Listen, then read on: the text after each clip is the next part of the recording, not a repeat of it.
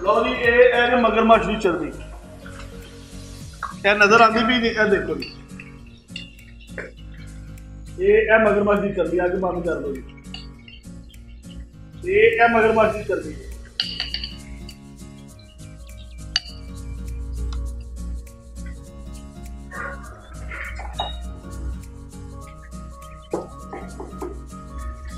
तो जी यह कड़ियाली चूहा, ये कड़ियाली चूहे के अंदरों असीं यह चर्बी कढ़ी है। देखो एक कड़ियाली चूहे की चर्बी,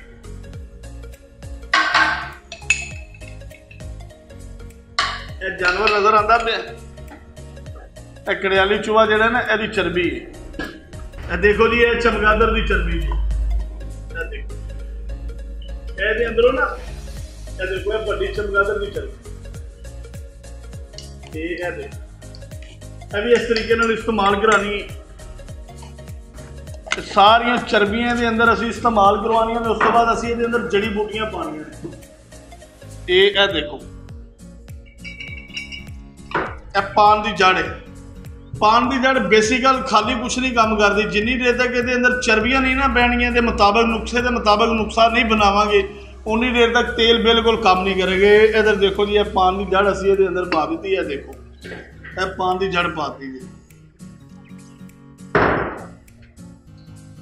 उस तो बाद असी ये अंदर देखो जी जाफरान जे, जाफरान भी तुसी ये अंदर इस्तेमाल करना है। यह देखो नजर आता पे जाफरान भी इस्तेमाल करवाना तुसी ते करवाना खुले दिल नाल।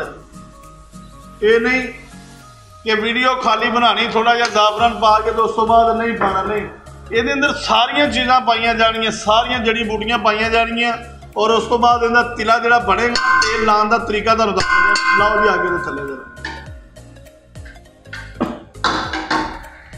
लो जी ये तेल भी बनता। देखो यदी सच्चाई भी देखो जरा, तेल देखो जरा लाइव तेल इस तरीके के नाल असीं बनाते जे। ये अंदर सारिया चीज़ां असीं इस्तेमाल करवाने, सारिया तमाम जड़ी बूटियां तमाम चर्बियां ये अंदर पा के इस्तेमाल कराने। ये फायदेमंद बहुत। यदा तेल का तरीका भी लाने का दसांगे, तेल के फायदे भी दसांगे और यदा तरीका भी दसांगे। सब तो तुसीं की करना, सब तो पहले की करना है, सब तो पहले वालों की करनी है पाकी, वालों की करनी है सफाई, जड़ा निस्बे ईमान है तो मोमन की पहचान है।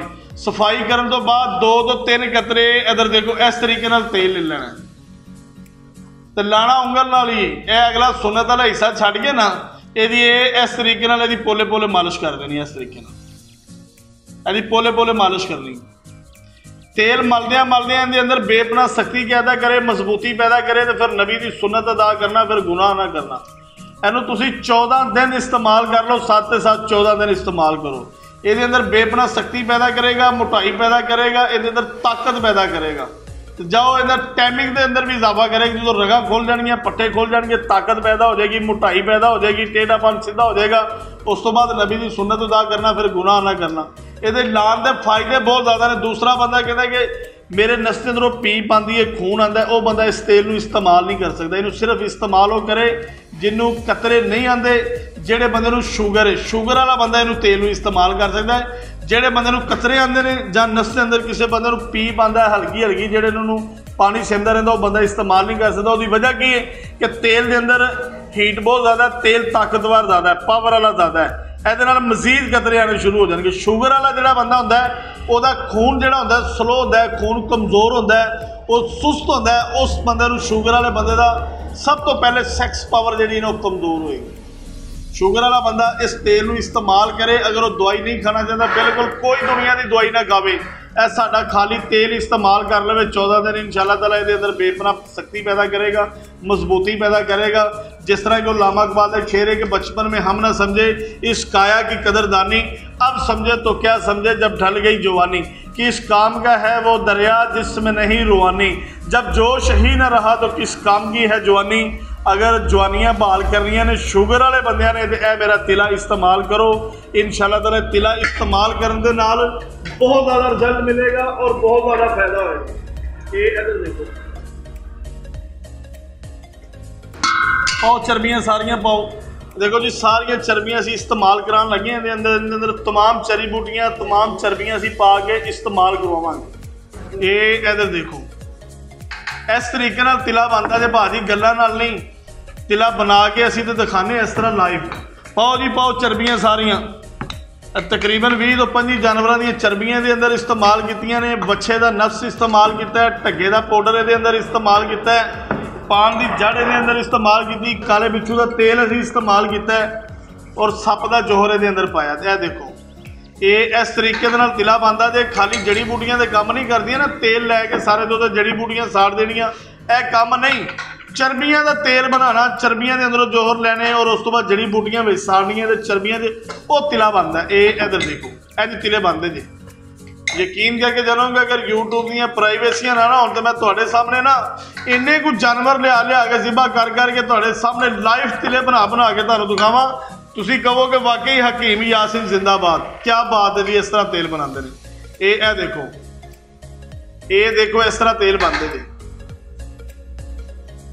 अगर कोई बंदा जमाना चाहे कहे हकीम यासीन साहब सानू कोई एक दिन का या 2 दिन का कोई तेल दिओ, असी इस्तेमाल करना चाहते, असी इहनूं जमाना चाहते, फायदा भी करता है कि नहीं करता, मेरे कोल आ जाओ, उंगल ते ला के देखो। अगर तुसी मेरे कोल बह के उंगल ते लाओगे, लांदिया लांदिया तुहानूं फायदा देवे, रिजल्ट देवे, तो फिर मेरे को खरीद के लैके जाना तुसी तेल। इधर देखो इंज पैरियां दी जड़ी बूटी।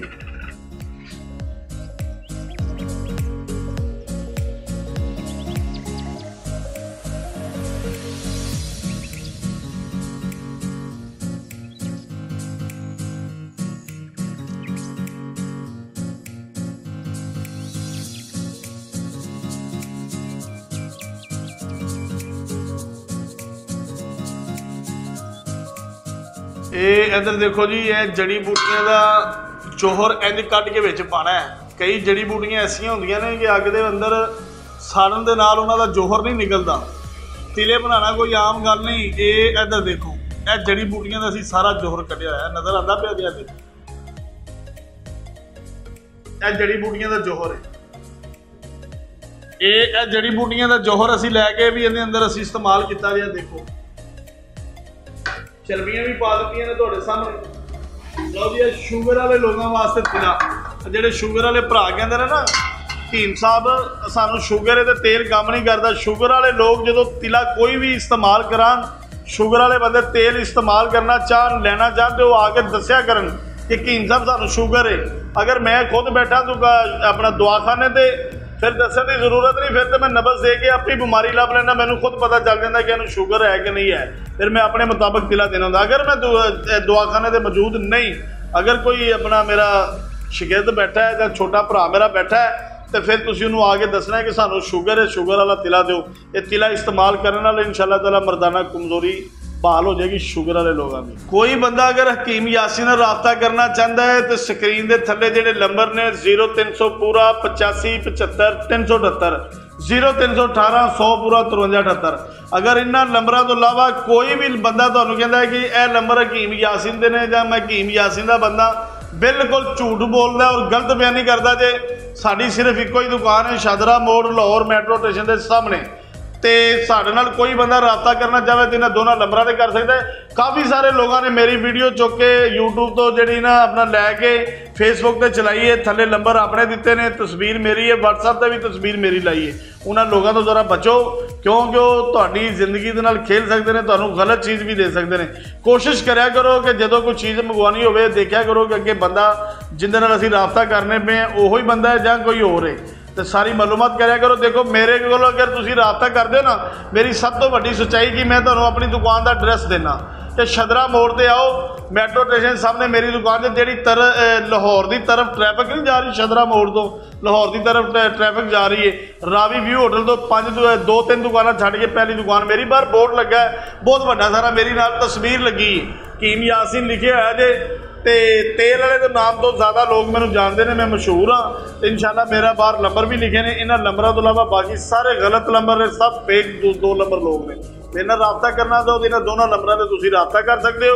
मैनू मिलना चाहो मेरी दुकान पर आना चाहो, शदरा मोड़ लाहौर मेट्रो स्टेशन के सामने मेरी दुकान है। और इंशाल्लाह नेक्स्ट टाइम अगली वीडियो जो मुलाकात होगी। अस्सलाम वालेकुम जी व रहमतुल्लाहि व बरकातहू।